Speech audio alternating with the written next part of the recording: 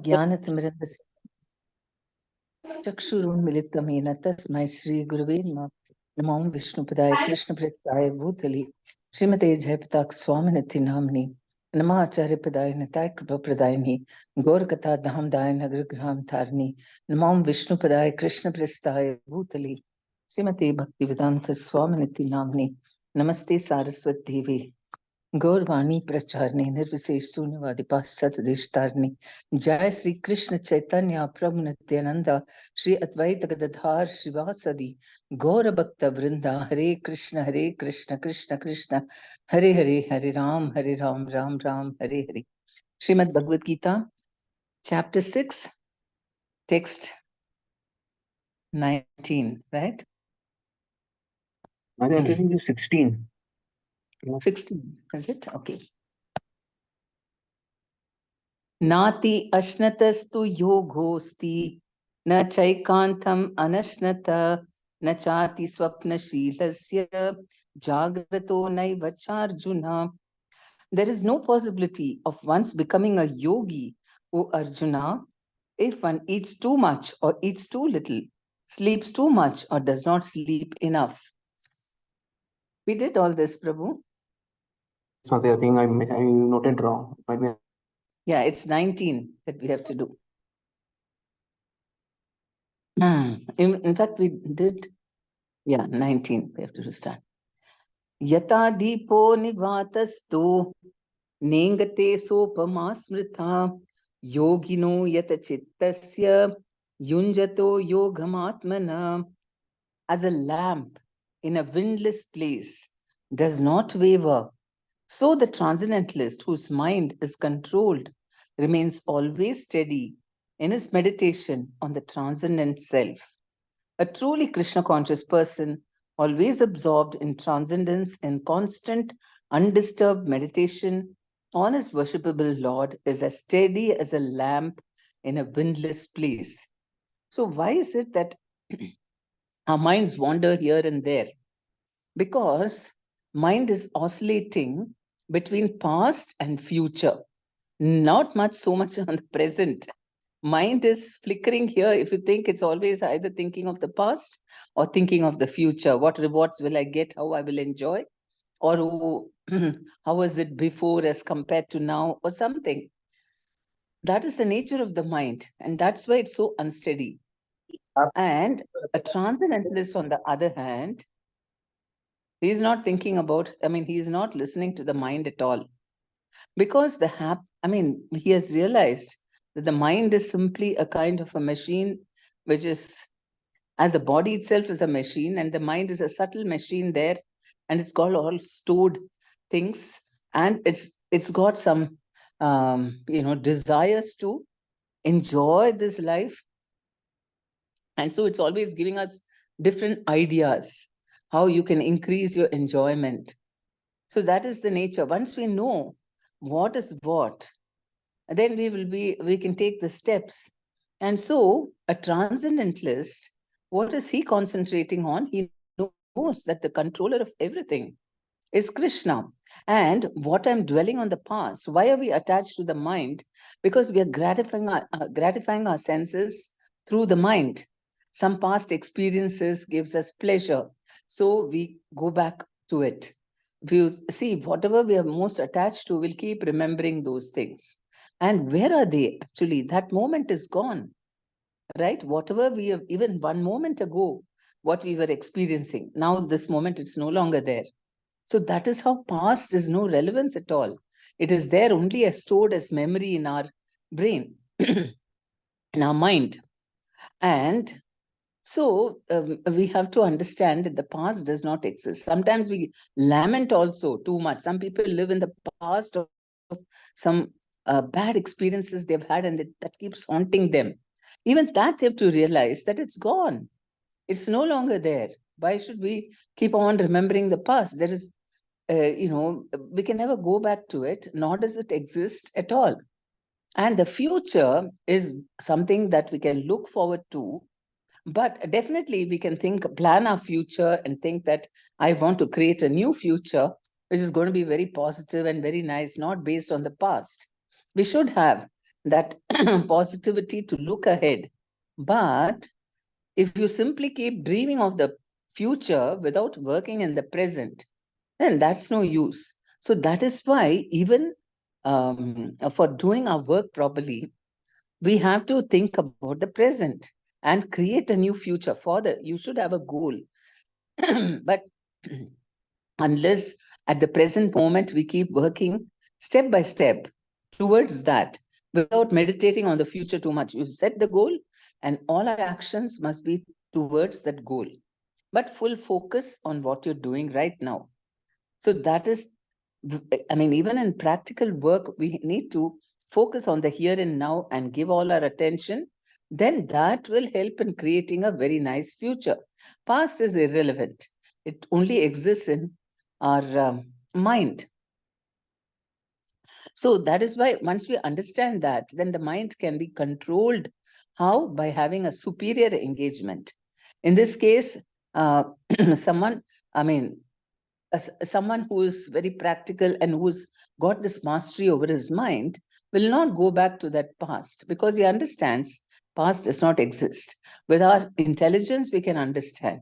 Intelligence is higher than the mind. See, the senses are the lowest. Mind itself is dead, I mean, matter. So higher than that are the senses because they are active and they are interacting with the sense objects. So there is a little more action in that, a little more life in them. Then higher than senses are the mind, because the mind is what controls the senses and directing what it wants, how to enjoy. And higher than the mind is the intelligence which can discriminate and see what is right and what is wrong. So the intelligence can tell the mind that I don't want to don't go into the past at all. Focus on this. And so if we have a correct, perspective of what is happening, then intelligence can actually stop the mind. If we have a hazy picture about what is right and what is wrong, then the mind will naturally keep on going towards whatever it is attached to. And sometimes it even enjoys being negative and dwelling in lamentation and misery. So that is another sense gratification for some people. So that is why the intelligence has to be sharpened. And it gets sharpened through spiritual activity because the soul is even higher than the intelligence. So the minute we start contacting yoga means connecting with the Lord. So here our process in Bhakti Yoga is to chant. So when you chant Hare Krishna mantra and you're contacting the Supreme Lord, so the soul is awakening and automatically the soul is then activating the intelligence. Intelligence becomes more sharper. And then it can give proper reasons to the mind. Because if the mind is convinced, then even if it is very attached to something, through proper process of chanting and all that, and with intelligence directing the mind about why this is not nice, we should not do this, then the mind will become a little subdued. So that is why spiritual life is so important, because through that, everything we can, the soul will control the intelligence will control the mind, and the mind will control the senses. So that is the proper method. Proper way, healthy situation is when the senses are listening to the mind and the mind is listening to the intelligence is listening to the soul, and the soul is surrendered to Krishna. So then it becomes like does not waver at all. A lamp in a windless place. It's very beautiful to see a lamp burning straight, isn't it? Very beautiful sight. And because there is no wind, it does not waver at all. So the transcendentalist whose mind is controlled remains always steady in his meditation on the transcendent self. Okay, so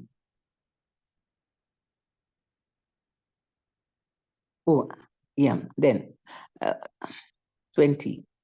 Yatro paramate chittam niruddham yoga sevaya yatra chaivatmana atmanam Pashyan Atmani Tushyati Sukam Atyantikam Yattad Buddhigrahyam Atindriyam Vetti Yatra Na Chaivayam Stitas Chalati Tatvatha Yam Labdva Chaparam Labham Manyate Nadikam Tata Yasmin Stito Na Dukkena Gurunapi Vichalyate Tam Vidya Dukkha Samyoga Viyogam Yoga Samgnitam. In the stage of perfection called trance or samadhi, one's mind is completely restrained from material mental activities by practice of yoga. This perfection is characterized by one's ability to see the self by the pure mind and to relish and rejoice in the self. In that joyous state, one is situated in boundless transcendental happiness, realized through transcendental senses. Established thus, one never departs from the truth, and upon gaining this, he thinks there is no greater gain. Being situated in such a position, one is never shaken, even in the midst of the greatest difficulty. This indeed is actual freedom from all miseries arising from material contact. This is the greatest secret, right? How to overcome all the miseries. Purport. By practice of yoga, one becomes gradually detached from material concepts. This is the primary characteristic of the yoga principle. And after this, one becomes situated in trance or samadhi, which means that the yogi realizes the super soul to transcendental mind and intelligence without any of the misgivings of identifying the self with the super self. That is another pitfall, because while you're advancing, they understand their spiritual identity and they think that I'm only God.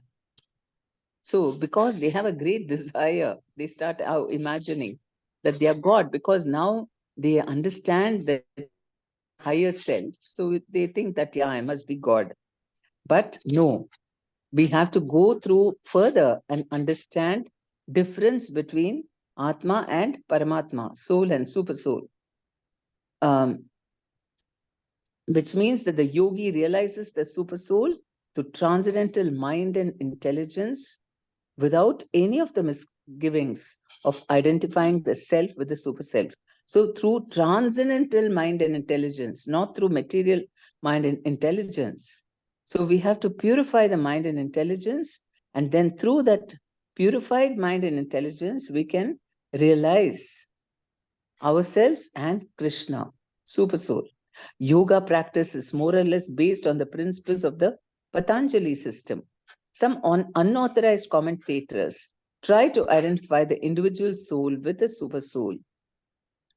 And the monists think this to be liberation, but they do not understand the real purpose of the Patanjali system of yoga.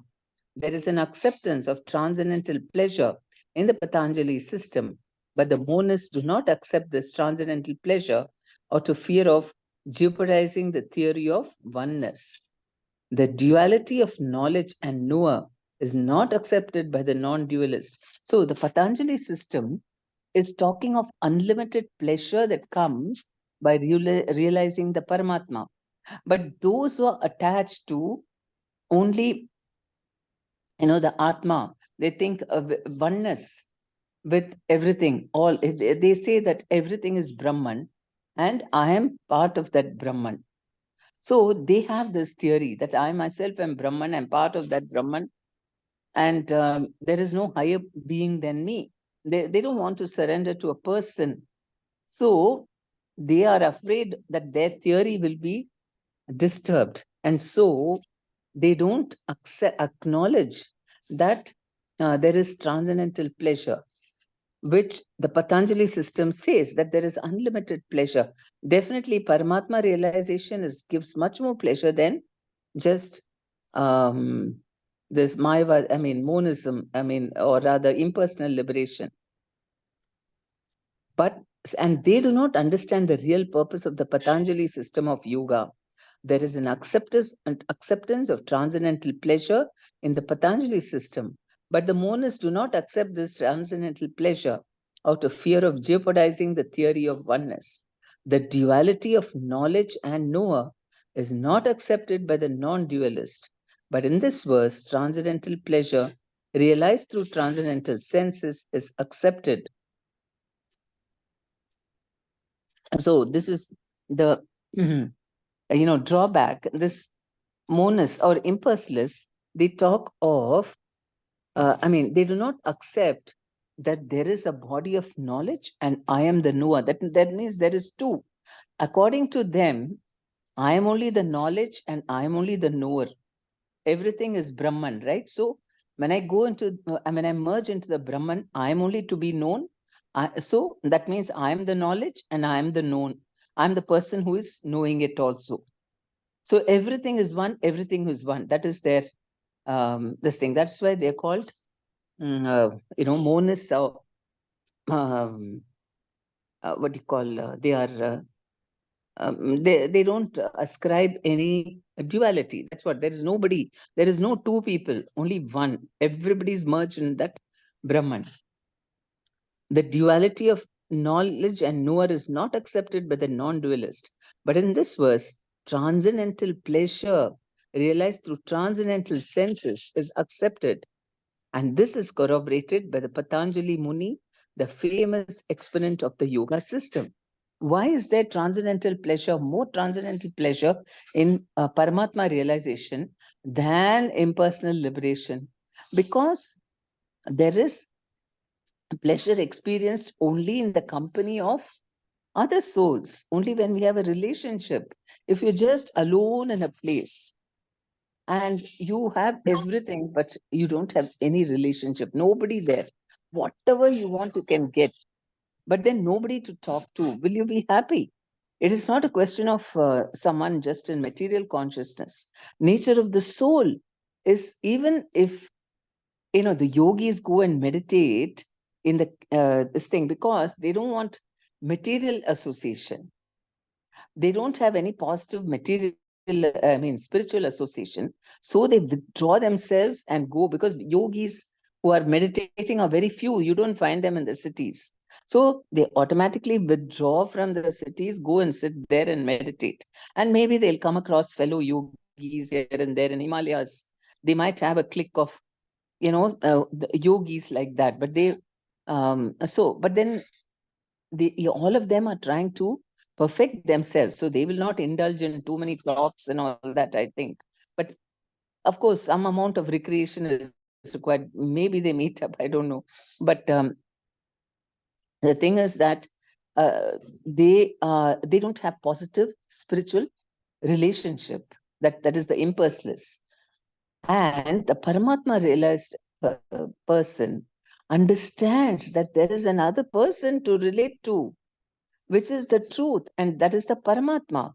So that is why they are experiencing much, much more pleasure than the impersonalists. The great sage Patanjali declares in this Yoga Sutras, Purushartha Shunyanam Gunanam Prashava Kaivalyam Swarupa Pratishta Va Chiti Shaktir Iti. This Chit Shakti or internal potency is transcendental. Purushartha means material, religiosity, economic development, sense gratification, and at the end, the attempt to become one with the Supreme. This oneness with the Supreme is called Kaivalyam by the monist. But according to Patanjali, this Kaivalyam is an internal or transcendental potency by which the living entity becomes aware of his constitutional position. In the words of Lord Chaitanya, the state of affairs is called Cheto Dharpana Marjanam, or clearance of the impure mirror of the mind. This clearance is actually liberation, or Bhavamaha Davagni Nirvapanam. That means all the forest fire of this material world is put off. The theory of nirvana, also preliminary, corresponds with this principle. In the Bhagavatam 2.10.6, this is called Swarupena Vyavastitihi. The Bhagavad Gita also confirms the situation in this verse. So Patanjali also recognizes, Patanjali system heads towards Bhakti Yoga, because there is, the system, the process itself, it's not Bhakti Yoga, but it is a step towards Bhakti Yoga, because it's recognizing that about the existence of the Paramatma, and some amount of pleasure just by recognizing and acknowledging his greatness and glorifying him. That itself gives so much pleasure. And in Bhakti Yoga, imagine, we also render loving service to him. And that is why it is much more pleasurable, most pleasurable is in Bhakti. And so, and Patanjali says that when we understand a constitutional position vis-a-vis the super soul, that is when we get a lot of pleasure, and that is only nirvana, or liberation, because that duality, the two persons, that's why Madhvacharya also said not Shankaracharya's oneness, but two, Dvaita. Dvaita means there are two people there, not just one. The monists say there is only one. I am the Atma, finished. There is no Paramatma. Whereas the dualist, or the Vaishnavas, they say there is two. There is Paramatma and Atma. So because of recognizing there is Paramatma and Atma, that is what gives a lot of joy. And we understand our subordinate position. The monists don't want to recognize because they don't want to subordinate to anyone. How can two lions live in the same forest, right? Both, I want to be God. Now I can recognize another God. So they say we're all God, we merge and we become God. This is their false, hopes. So the theory of nirvana, also preliminary, corresponds with this principle. In the Bhagavatam, this is called Swarupena Vyavastitihi. The Bhagavad Gita also confirms the situation in this verse. After nirvana, or material cessation, there is the manifestation of spiritual activities or devotional service to the Lord, known as Krishna consciousness. In the words of the Bhagavatam, Swarupena Vyavastitihi, this is the real life of the living entity. Maya, or illusion, is a condition of spiritual life contaminated by material infection. Liberation from this material infection does not mean destruction of the original eternal position of the living entity. Patanjali also accepts this by the words Kaivalyam Swarupa Pratishtha Va Chit Shaktir Iti. This Chit Shakti, or transcendental pleasure, is real life. This is confirmed in the Vedanta Sutra 1.1.12 as Anandamayo Abhyasat. This natural transcendental pleasure is the ultimate goal of yoga and is easily achieved by execution of devotional service or Bhakti Yoga. Bhakti Yoga will be vividly described in the 7th chapter of Bhagavad Gita. So, why Bhakti Yoga? It is very, very scientific. And why is it the topmost? Because it is not just striving to find out about that I'm eternal, which is what the impersonalist is doing. And the Paramatma, realized yogi wants to understand his relationship, that there are two people, first of all, Atma and Paramatma. But he also has not really realized what is his constitutional position. And for that, you have to become a devotee, because that is when you like to serve him. The Paramatma realized yogi is not serving actively. He may just be glorifying the Lord. That's all. He doesn't want to worship him, offer him food. Imagine, we even bathe the deities, dress the deities, all intimate services, offering food to him. So that is why the Bhakti Yogi, on the other hand, he starts with this most elevated position of trying to render service to him. See, you see how we are starting from a very, very elevated position of accepting the fact that Krishna is the supreme person and I'm very subordinate to him. And not only that, I want to render service to him the way he wants. This is the ultimate perfection. So that is why Bhakti Yoga is the topmost. In the yoga system, as described in this chapter, there are two kinds of samadhi called sampragnata samadhi and asampragnata samadhi. When one becomes situated in transcendental position by various philosophical researchers, he is said to have achieved sampragnata samadhi. In sampragnata samadhi, there is no longer any connection with mundane pleasure, for one is then transcendental to all sorts of happiness derived from the senses. When the yogi is once situated in that transcendental position, he is never shaken from it. Unless the yogi is able to reach this position, he is unsuccessful. Today's so-called yoga practice, which involves various sense pleasures, is contradictory. A yogi indulging in sex and intoxication is a mockery. Even those yogis who are attracted by the siddhis or perfections in the process of yoga are not perfectly situated. If the yogis are attracted by the by the byproducts of yoga, then they cannot attain the stage of perfection, as is stated in this verse. Persons, therefore, indulging in the make-show practice of gymnastic feats of siddhis should know that the aim of yoga is lost in that way. So, a yogi cannot be a bogi, one who's indulging his senses. So, there are two stages in, there are two kinds of samadhi called sampragnata samadhi and asampragnata samadhi.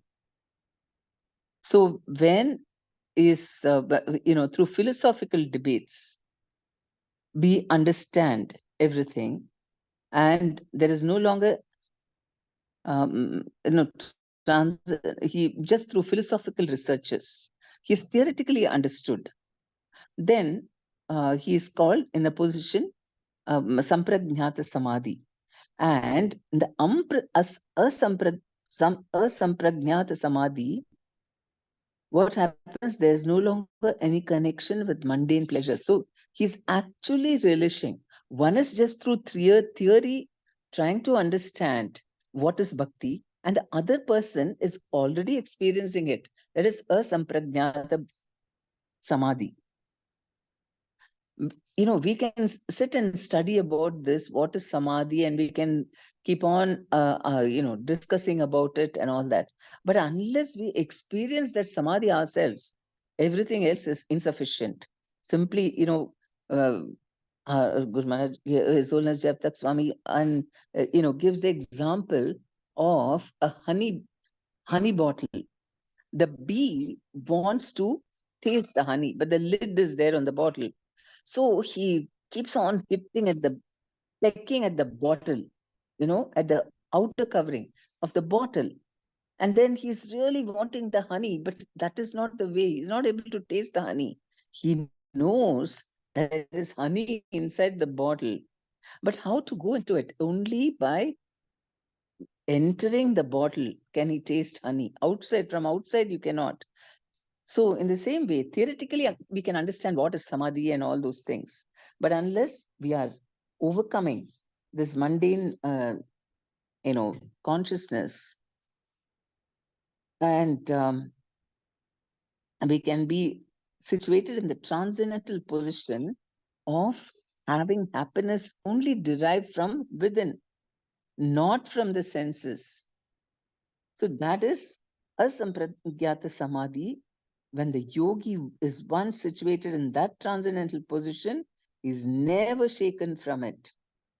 Because once you've acquired the highest thing, you will not stoop when you actually, but if it's still tainted with only philosophical understanding, then he may get diverted. because everybody is looking for pleasure.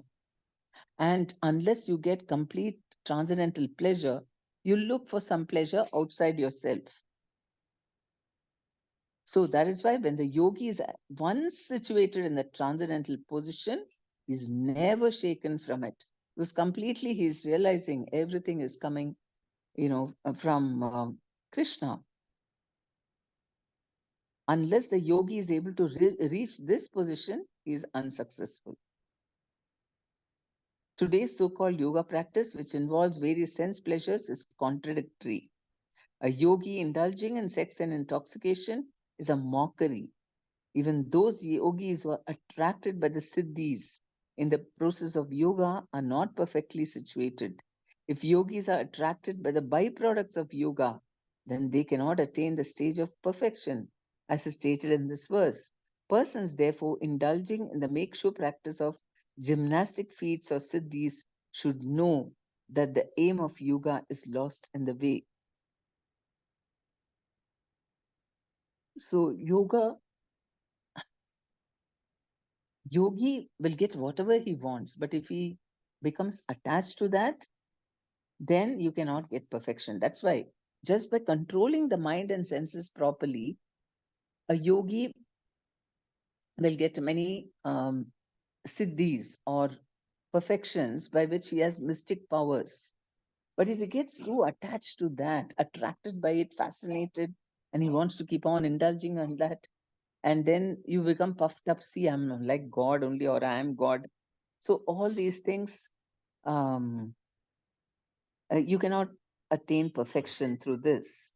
Persons, therefore, indulging in the make-sure practice of gymnastic feats or siddhis should know that the aim of yoga is lost on that way. The best practice of yoga in this age is Krishna consciousness, which is not baffling. A Krishna conscious person is so happy in his occupation that he does not aspire after any other happiness.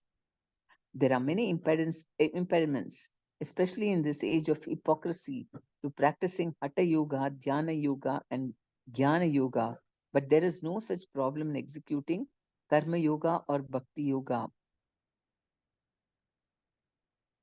As long as the material body exists, one has to meet the demands of the body, namely eating, sleeping, mating, and defending.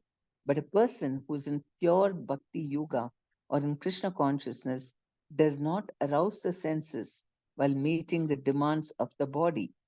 Rather, he accepts the bare necessities of life, making the best use of a bad bargain, and enjoys transcendental happiness in Krishna consciousness. Is callous towards incidental occurrences such as accidents, disease, scarcity, and even the death of a most dear relative, but is always alert to execute his duties in Krishna consciousness or Bhakti Yoga. Accidents never deviate him from his duty. As stated in the Bhagavad Gita 2.14, Agama Payino Nityas Tam Stitikshasva Bharata. He endures all such incidental occurrences because he knows that they come and go and do not affect his duties. In this way, he achieves the highest perfection in Vrindavana. Sorry, highest perfection in yoga practice. I was thinking of the Kirtan. So that is the thing. It's a long verse today. So 2 verses only we did 20. 20 had 20 to 23, 3 verses, right? Yeah, 20 to 23. So we've done 4 verses today. So are there any questions or comments?